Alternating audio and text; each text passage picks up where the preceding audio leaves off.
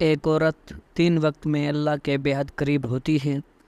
ایک مرتبہ حضرت موسیٰ علیہ السلام نے اللہ سے پوچھا کہ ایک عورت کس وقت آپ کے سب سے زیادہ قریب ہوتی ہے، تو اللہ نے فرمایا کہ اگر تم دیکھنا چاہتے ہو تو فلاں عورت کو دیکھ لو۔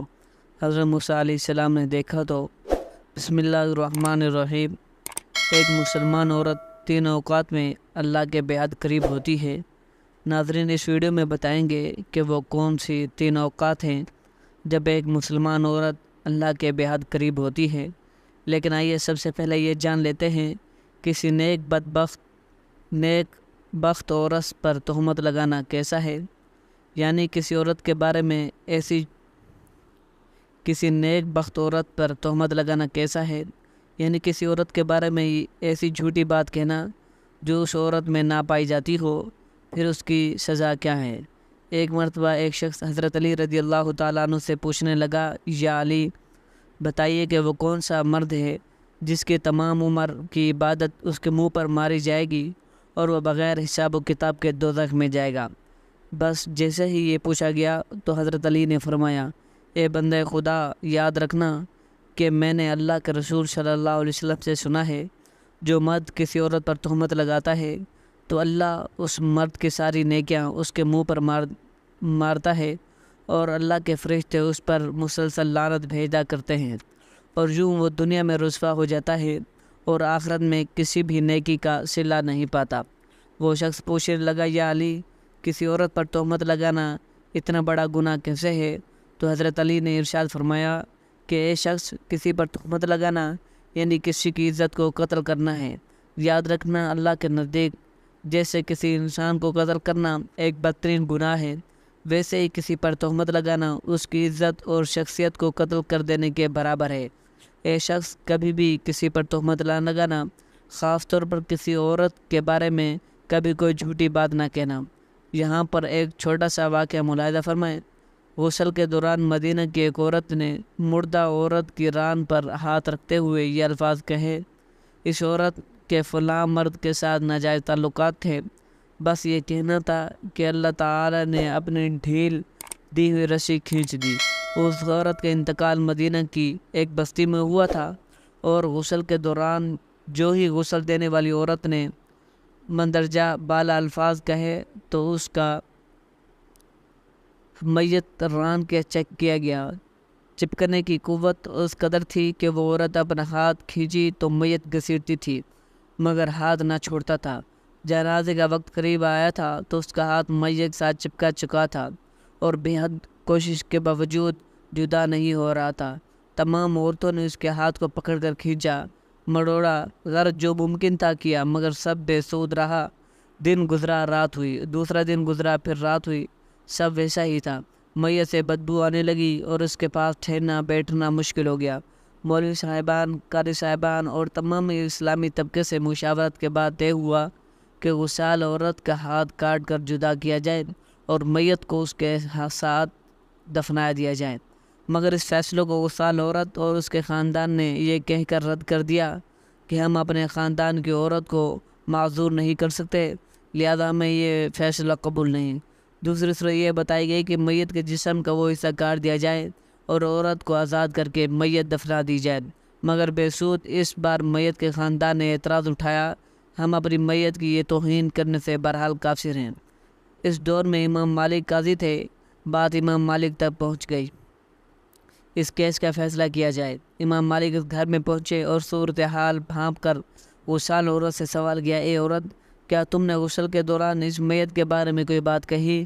غسال عورت نے سارا قصہ امام مالک کو سنایا اور بتایا کہ اس نے غسل کے دوران باقی عورتوں کو کہا، اس عورت کے فلاں مرد کے ساتھ ناجائز تعلقات ہے۔ امام مالک نے سوال کیا، کیا تمہارے پاس اس الزام کو ثابت کرنے کے لیے گواہ موجود ہے؟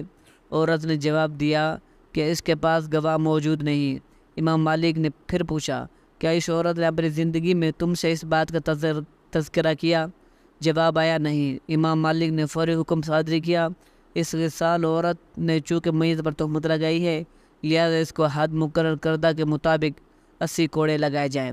حکم کی تعمیل کی گئی اور 70 بھی نہیں ہوئے، 75 بھی نہیں، 79 بھی نہیں، پورے 80 کوڑے مارنے کے بعد اس عورت کا ہاتھ میت سے الگ ہوا۔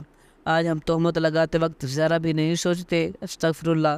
ناظرین، آئیے اب جانتے ہیں کہ وہ کون سے 3 وقت ہوتے ہیں جب ایک مسلمان عورت اللہ کے سب سے زیادہ قریب ہوتی ہے۔ حضرت علی رضی اللہ تعالیٰ عنہ سے پوچھا گیا کہ اللہ کے سب سے زیادہ نزدیک کون ہے؟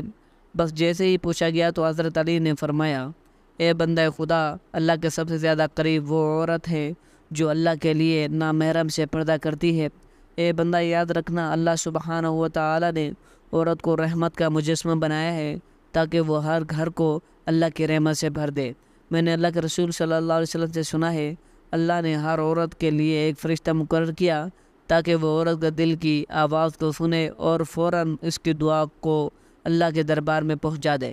لیکن افسوس تو یہ ہے کہ جب ایک عورت بے پردگی اختیار کر کے زندگی گزارتی ہے تو وہ فرشتے اور اللہ کی رحمت عورت سے دور ہوتی جاتی ہے اور یوں عورت دکھ تکلیف کا شکار ہوتی جاتی ہے۔ اے بندہ خدا، یاد رکھنا، کبھی بھی کسی باپردہ عورت کا دل نہ دکھانا، کیونکہ نیک عورت کی بد دعا آسمانوں کو چیرتی ہوئی اللہ کی رضا بن کر کائنات میں نافذ ہو جاتی ہے۔ ناظرین، حضرت علی رضی اللہ تعالیٰ عنہ کے فرمان سے ثابت ہے کہ عورت جب باپردہ حالت میں ہوتی ہے تو اللہ کے بے حد قریب ہوتی ہے۔ ناظرین کرام، ایک عورت اللہ کے قریب ہونے کا دوسرا وقت وہ ہوتا ہے جب وہ پردے کی حالت میں رہتے ہوئے اپنے گھر کے اندر نماز ادا کرتی ہے۔ ایک مرتبہ ام حمید رضی اللہ تعالیٰ عنہ رسول اللہ صلی اللہ علیہ وآلہ وسلم کے پاس آئی اور کہتی ہے، یا رسول اللہ صلی اللہ علیہ وسلم، میرا جی چاہتا ہے کہ میں آپ کے ساتھ نماز پڑھوں۔ سوچیں، اس سے بڑی کوئی اور تمنا، اس سے بڑی کوئی اور خواہش ہو سکتی ہے؟ رسول اللہ صلی اللہ علیہ وسلم کی امامت میں نماز پڑھنے کا موقع مل جائے، اس سے بڑا بھی کوئی خوش نصیب ہو سکتا ہے؟